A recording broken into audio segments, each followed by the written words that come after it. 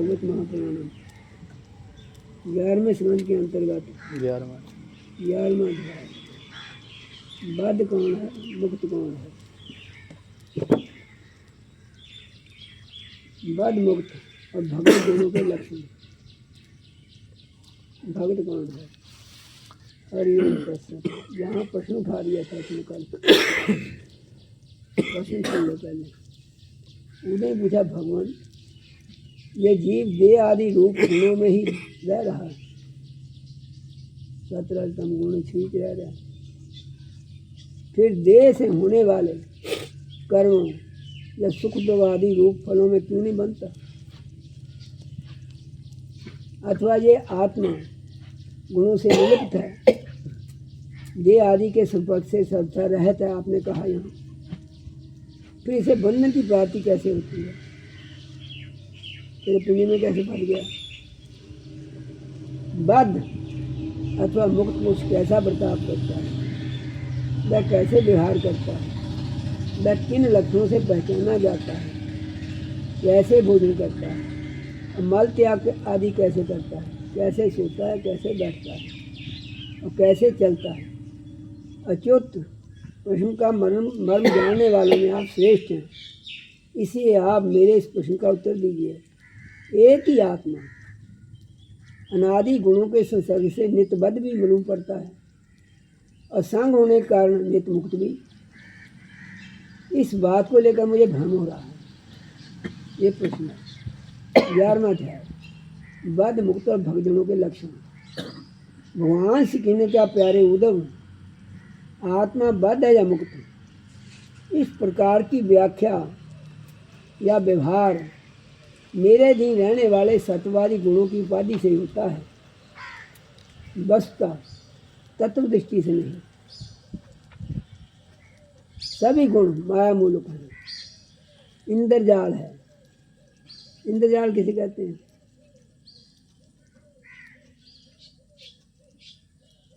इंद्र की माया ही तेरी माया। जादूगर करते ना, इन इंद्रजाल कहते हैं।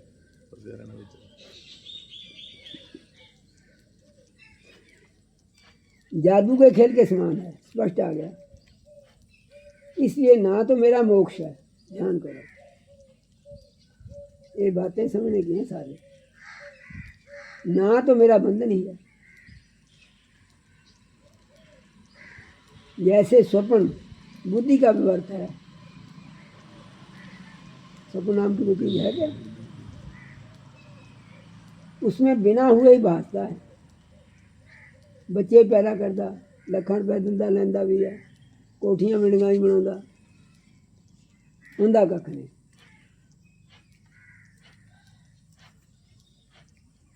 मिथ्या है।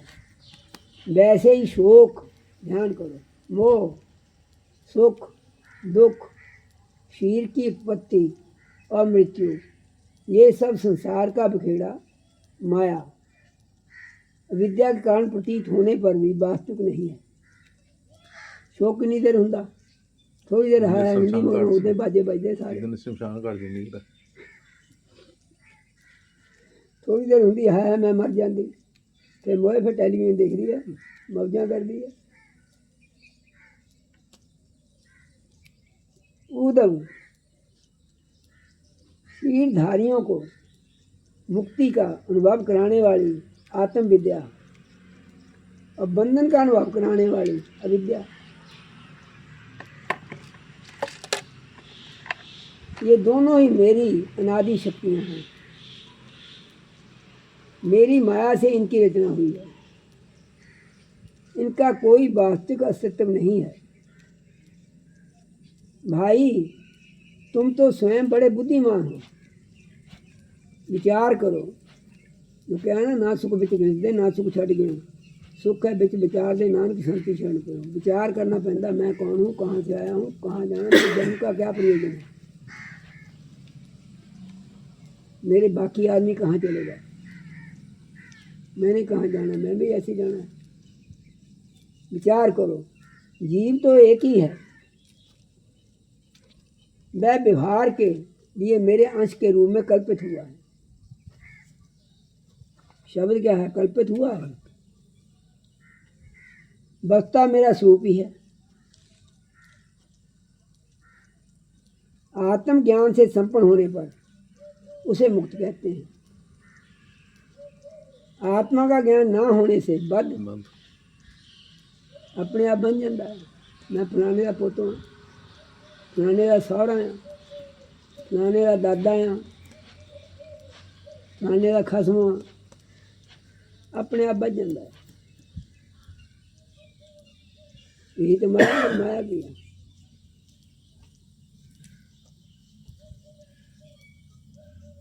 और यह अज्ञान अनादि होने से बंधन भी अनादि कहलाता है। ज्ञान छूट चला है, मैं मेरी। इस प्रकार मुझ एक ही धर्मी में रहने पर भी जो शोक और आनंद रूप विरुद्ध धर्म वाले जान पड़ते हैं, उन बद्ध और मुक्त जीव का भेद मैं बतलाता हूँ। वह भेद दो प्रकार का है।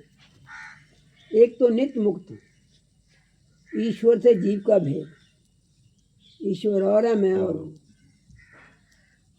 दूसरा मुक्त बद्ध जीव का भेद। पहला सुनो, जीव और ईश्वर बद्ध और मुक्त भेद से भिन्न भिन्न होने पर भी एक ही शरीर में नियंता और नियंत्रण के रूप में स्थित है।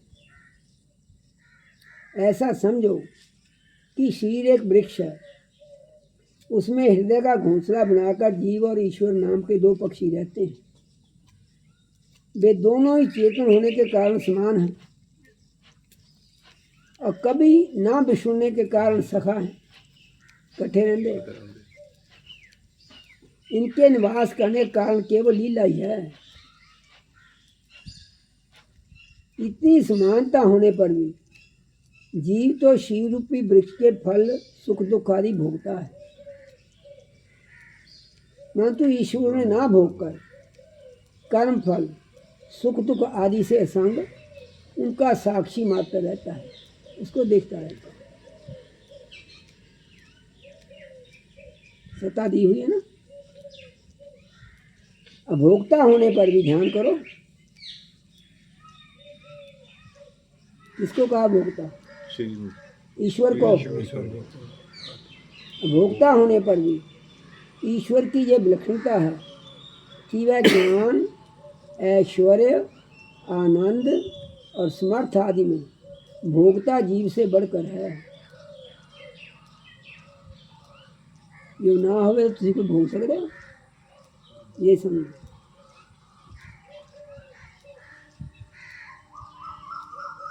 साथ ही एक ये भी विलक्षणता है कि भोक्ता ईश्वर तो अपने वास्तविक स्वरूप को और इसके अतिरिक्त जगत को भी जानता है, परंतु भोक्ता जीव ना अपने वास्तविक स्वरूप को जानता है, ना अपने से अतिरिक्त को। ना तो अपने जानता, ना अपने तो लग जगह उन भी नहीं जानता। इन दोनों में जीव तो विद्या से युक्त होने के कारण नित्यबद्ध है, हर वेले बच जाए, और ईश्वर विद्या स्वरूप होने के कारण नित्य मुक्त है। प्यारे उद्धव, ध्यान करो, ज्ञान संपन्न पुरुष भी मुक्ति है। जिन जान लिया ये मिट्टी की ढेरी है, मेरा कोई है ही नहीं, इस शरीर के साथ सब संबंध है। मैं देख रहा हूँ कितने ऐसी संबंध सब चले गए, बाकी मौजा कर गए। जैसे स्वप्न टूट जाने पर जगा हुआ पुरुष स्वप्न के स्मर्यमान शरीर से कोई संबंध नहीं रखता, वैसे ही ज्ञानी पुरुष सूक्ष्म और स्थूल शरीर में रहने पर भी उनसे किसी प्रकार का संबंध नहीं रखता। वो यही समझते मिट्टी की ढेरी है, ये तो नाशवान है ही। परंतु अज्ञानी पुरुष वास्तव में शरीर से कोई संबंध ना रखने पर भी अज्ञान के कारण शरीर में ही स्थित रहता है जैसे स्वप्न देखने वाला पुरुष स्वप्न देखते समय स्वाप्निक शरीर में बंध जाता है, व्यवहार आदि में इंद्रियां, शब्द, स्पर्श आदि विषयों को ग्रहण करती हैं, क्योंकि यह तो नियम ही है कि गुण ही गुण को ग्रहण करते हैं, आत्मा नहीं। इसलिए जिसने अपने निर्विकार, जिसमें कोई विकार नहीं है, स्वरूप को जान लिया, निर्विकार आत्म स्वरूप को जान लिया है, वह उन विषयों के ग्रहण त्याग में किसी प्रकार का अभिमान नहीं करता कि मैंने किया। ये तो हो रहा है, हो रहा है। यह शरीर प्रारब्ध के अधीन है, इससे शारीरिक और मानसिक जितने भी कर्म होते हैं वह सब गुणों की प्रेरणा से ही होते हैं, सत्वरजतम से। अज्ञानी झूठ मूठ अपने को ग्रहण त्याग आदि कर्मों का कर्ता मान बैठता है। मैंने किया, मैंने ऐसे किया, मैं ये किया, वो किया, मैंने इसकी मुक्ति। और इसी अभिमान के कारण वह बन जाता है। जब तुम क्या मैं किए तो भोग भी तुम प्यारे उधम पूर्वोक्ति से विचार करके विवेकी पुरुष समस्त विषयों से विरक्त रहता है और सोने, बैठने, घूमने फिरने, नहाने, देखने, छूने, सूंघने, खाने, सुनने आदि क्रियाओं में ध्यान करो, अपने को कर्ता नहीं मानता, बल्कि गुणों को ही कर्ता मानता है भी सही। गुण ही सभी कर्मों के कर्ता भोगता हैं। ऐसा जानकर विद्वान पुरुष कर्म वासना और फलों से नहीं बनते। वे प्रकृति में रहकर भी वैसे ही संग रहते हैं जैसे स्पर्श आदि से आकाश रहते। संसार में घर में ही हैं, लेकिन संग होते हैं, शांत। जो होता है ठीक है। इंदौर में देखा एक बूढ़ा, मैंने राणा साहब देखे, वो देखे प्रोफेसर भारद्वाज देखे होशियारपुर। लड़का जवान था, मर गया, परवाही कोई नहीं, चला गया, आया था ऐसे चला गया।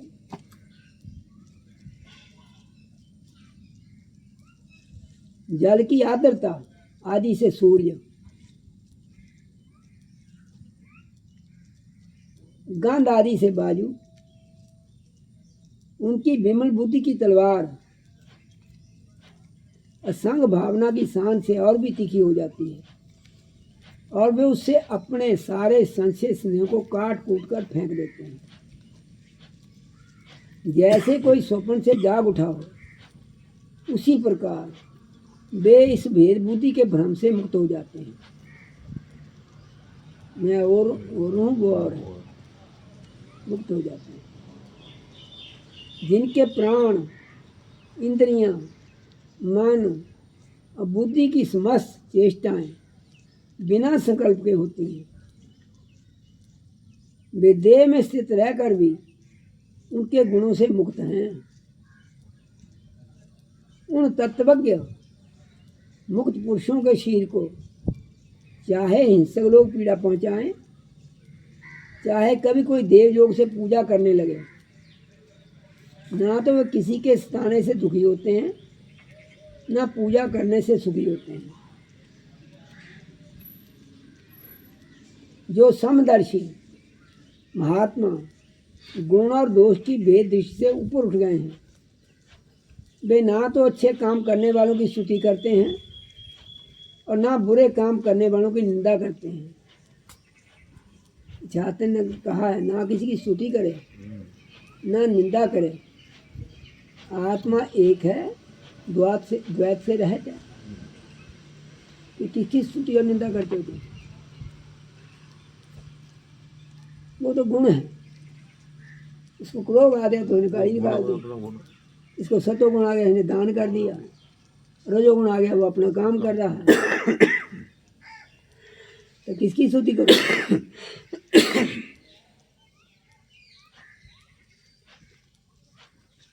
स्तुति करते हैं ना, बुरे काम करने वालों की निंदा ही करते हैं, ना वे किसी की अच्छी बात सुनकर उसकी सराहना करते हैं, और ना बुरी बात सुनकर किसी को झिड़कते ही हैं।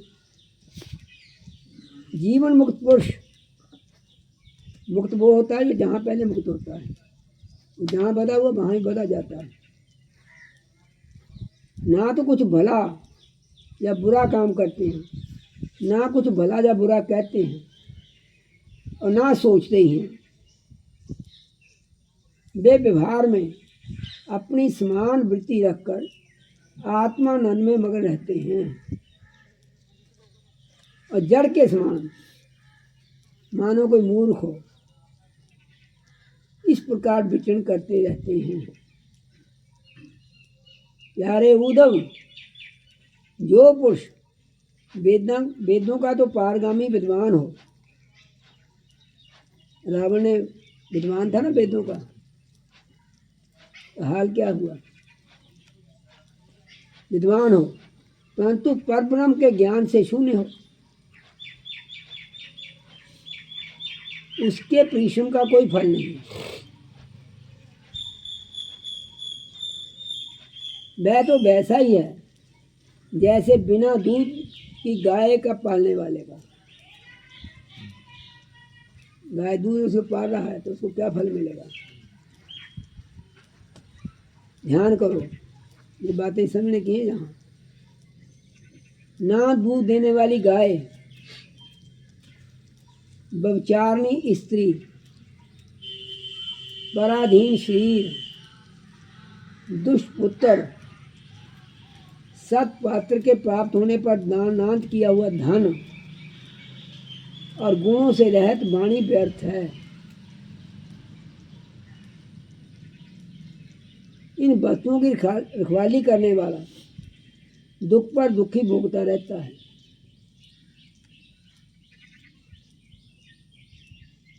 इसलिए उद्धव, जिस वाणी में जगत की उत्पत्ति, स्थिति और प्रलय रूप मेरी लोक पावन लीला का वर्णन ना हो, और लीला अवतारों में भी मेरे लोकप्रिय राम कृष्ण आदि अवतारों का जिसमें यशोगान ना हो, वह वाणी बंध्या है। बुद्धिमान पुरुष को चाहिए कि ऐसी वाणी का उच्चारण एवं श्रवण ना करे, ना तो मुंह से बोले ना श्रवण करे, सुने। प्रिय उद्धव, जैसा कि ऊपर वर्णन किया गया है, आत्म जिज्ञासा के विचार के द्वारा आत्मा में जो अनेकता का भ्रम है उसे दूर कर ले। आत्म विचार के द्वारा मुझ सर्वव्यापी परमात्मा में अपना निर्मल मन लगा दे तथा संसार के व्यवहारों से उपराम हो जाए। यदि तुम अपना मन परम ब्रह्म में स्थिर ना कर सको तो सारे कर्म निरपेक्ष होकर मेरे लिए ही करो। गीता में कहा ना, जो खाता है, जो पीता है, जो जप करता है, तप करता है, दान करता है, सब मेरे अपने है। मेरी कथाएं समस्त लोगों को पवित्र करने वाली एवं ज्ञान सूपनी है। श्रद्धा के साथ उन्हें सुनना चाहिए। बार बार मेरे अवतार और लीलाओं का गान, स्मरण और अभिनय करना चाहिए। मेरे आश्रित रहकर मेरे ही लिए धर्म, काम भी और अर्थ का सेवन करना चाहिए। प्रिय उद्धव, जो ऐसा करता है उसे मुझ अविनाशी पुरुष के प्रति अन्य प्रेम भक्ति प्राप्त हो जाती है। भक्ति की प्राप्ति सत्संग से होती है। जिसे भक्ति प्राप्त हो जाती है वह मेरी उपासना करता है, मेरे स्निग्ध का अनुभव करता है। स्निग्ध किसे कहते हैं? कृपा ही। ले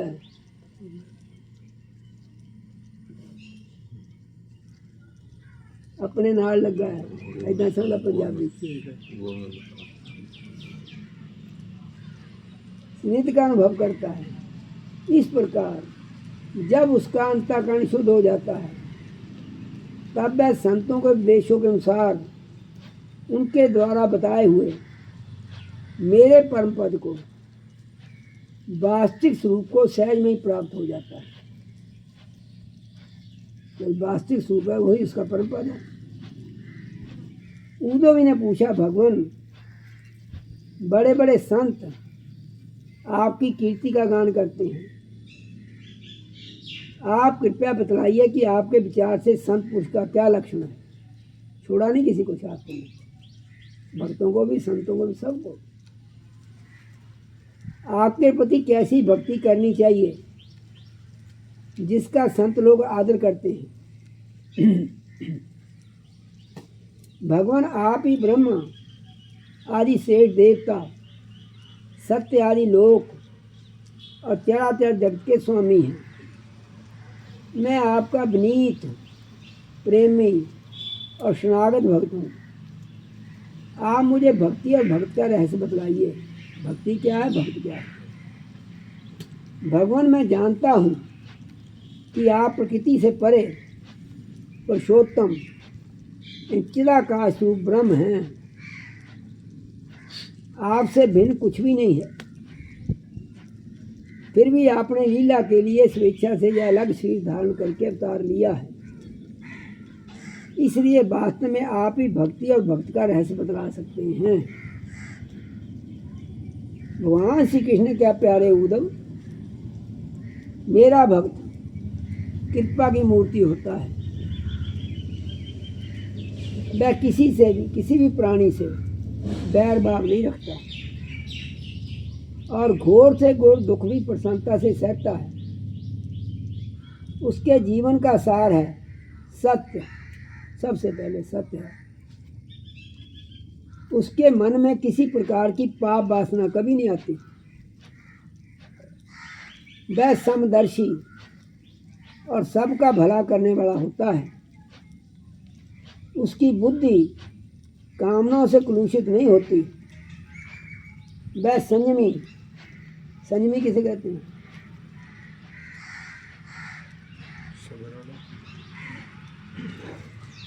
संयमी किसे कहते हैं?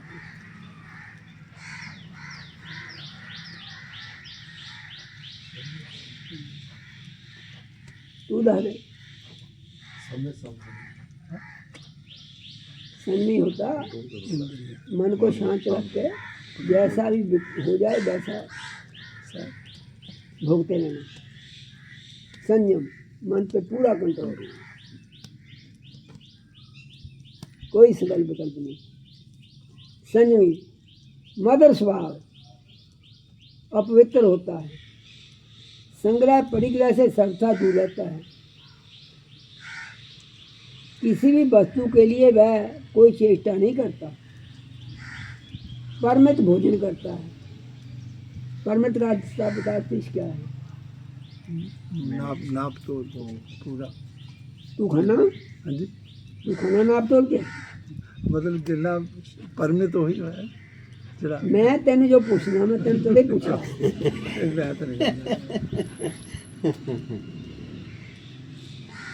जिस समय खाना उसी वक्त खाना। 2 रोटी खानी तो 2 ही खानी। 2-4 मिनट आगे पीछे हो जाए, बाकी टाइम का आगे पीछे नहीं करना। परमित भोजन का अर्थ का ये है, उतना ही खाना, उस समय खाना। कहाँ गया? भोजन करता है और शांत रहता है। उसकी बुद्धि स्थिर होती है। उसे केवल मेरा ही भरोसा होता है और वह आत्म तत्व के चिंतन में सदा संलग्न रहता है। वह प्रमाद रहित गंभीर स्वभाव और धैर्यवान होता है। भूख प्यास, शोक मोह और जन्म मृत्यु ये छह उसके वश में रहते हैं।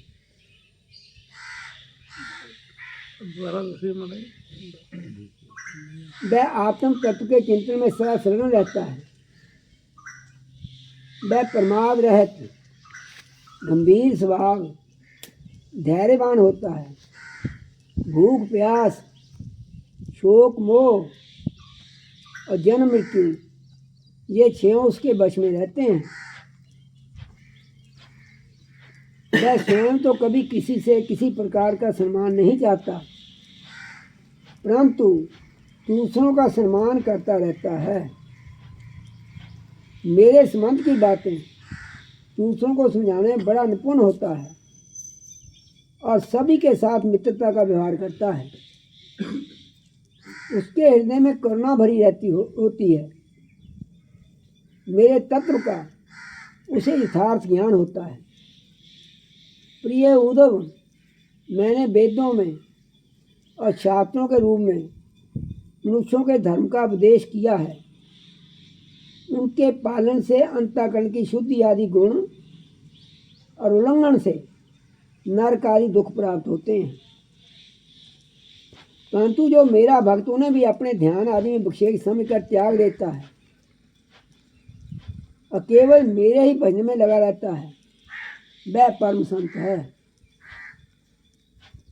मैं कौन हूँ, कितना बड़ा हूँ, कैसा हूँ, इन बातों को जाने चाहे ना जाने, किंतु जो अन्य भाव से मेरा भजन करते हैं वे मेरे विचार में परम भक्त हैं।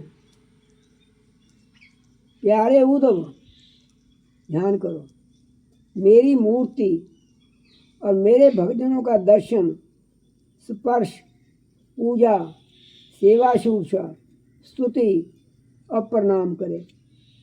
मेरे गुण और कर्मों का कीर्तन करे।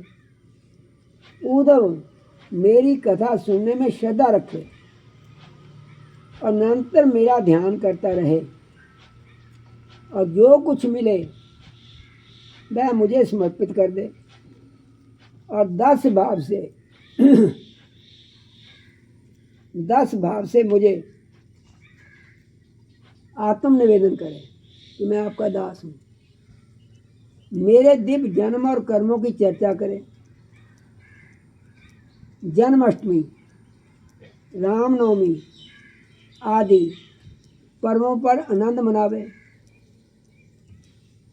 संगीत, नृत्य, बाजे और समाजों द्वारा मेरे मंदिरों में उत्सव करावे। वार्षिक त्योहारों के दिन मेरे स्थानों की यात्रा करे, जुलूस निकाले तथा विविध उपहारों से मेरी पूजा करे। वैदिक और तांत्रिक पद्धति से दीक्षा ग्रहण करे। मेरे व्रतों का पालन करे। मंदिरों में मेरी मूर्तियों की स्थापना में श्रद्धा रखे। यदि ये काम अकेला ना कर सके तो औरों के साथ मिलकर योग करे। मेरे लिए पुष्प वाटिका बगीचे और क्रीड़ा के स्थान, नगर और मंदिर बनवावे। सेवक की भांति श्रद्धा भक्ति के साथ निष्कपट भाव से मेरे मंदिरों की सेवा शुश्रूषा करे। झाड़े बुहारे, लीपे पोते, छिड़काव करे और तरह तरह के चौक पूरे। अभिमान ना करे, दम्भ ना करे, साथ ही अपने शुभ कर्मों का ढिंढोरा भी ना पीटे। प्रिय उद्धव, ध्यान करो, अब तेरी बात आ गई। मेरे चढ़ावे की, अपने काम में लगाने की बात तो दूर रही, मुझ समर्पित दीपक के प्रकाश से भी अपना काम ना ले। किसी दूसरे की देवता की चढ़ाई हुई वस्तु मुझे ना चढ़ावे। संसार में जो वस्तु अपने को सबसे प्रिय, सबसे अभीष्ट जान पड़े वह मुझे समर्पित कर दे। ऐसा करने से वह वस्तु अनंत फल देने वाली हो जाती है।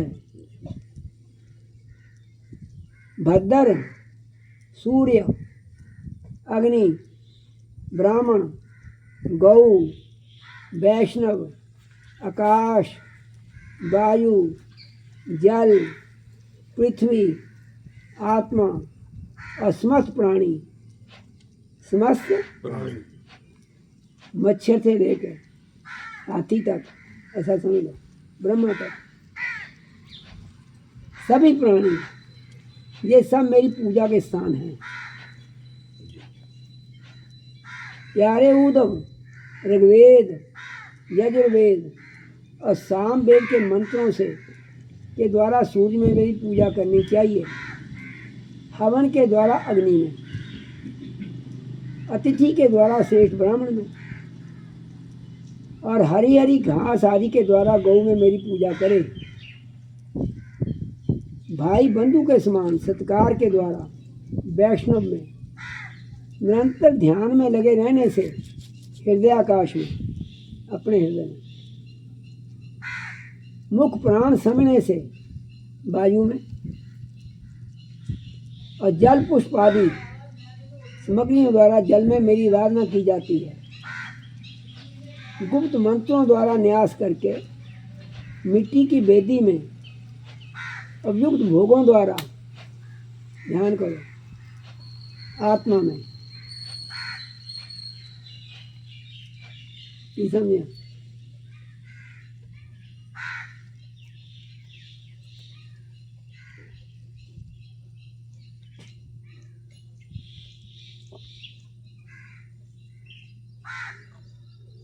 ये गीता है या सारी गीता ही है। ये तो है गीता। यह छोटी उम्र में चले गए थे ज्ञान दे, उस गीता में लिखा उसने, मैं अरूप का रूप देखूंगा, जो निर्वचनीय है उसे वाणी में ले जाऊंगा, जो निर्गुण है गुण रहित है भोगों से रहते हो, भोगों के द्वारा उसको भोग कराऊंगा। इसको समझ लो बस, यही यहाँ है।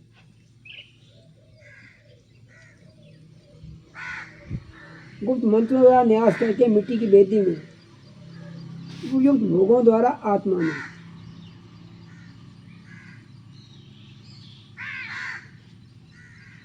और समदृष्टि द्वारा संपूर्ण प्राणियों में मेरी आराधना करनी चाहिए।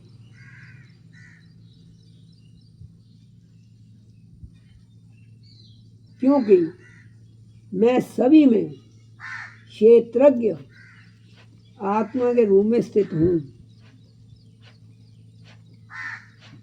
इन सभी स्थानों में शंख, चक्र, गदा, पद्म धारण किए हुए चार भुजाओं वाले शांत मूर्ति श्री भगवान विराजमान हैं।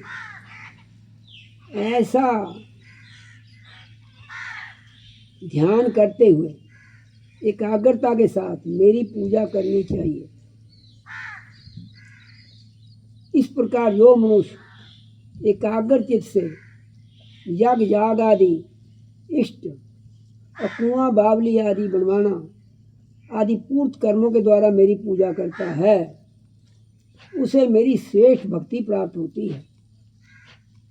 और संत पुरुषों की सेवा करने से मेरे स्वरूप का ज्ञान भी हो जाता है। प्यारे उद्धव, मेरा ऐसा निश्चय है कि सत्संग और भक्ति योग इन दो साधनों का एक साथ ही अनुष्ठान करते रहना चाहिए। प्रायः इन दोनों के अतिरिक्त संसार सागर से पार होने का और कोई उपाय नहीं, क्योंकि संत पुरुष मुझे अपना आश्रय मानते हैं और मैं सदा सर्वदा उनके पास बना रहता हूँ। प्यारे उद्धव, अब मैं तुम्हें एक अत्यंत गोपनीय परम रहस्य की बात बतलाऊंगा, क्योंकि तुम मेरे प्रिय सेवक, हितैषी, सुहृद और प्रेमी सखा हो, तथा साथ ही सुनने के इच्छुक भी हो। तुम तो हो नहीं, है ना। शाम ਨੂੰ फिर 6:30 बजे 5:30 बजे क्यों 9 बज गया। ये ज्ञान आगे भी ज्ञान है, फिर बदमाशी हो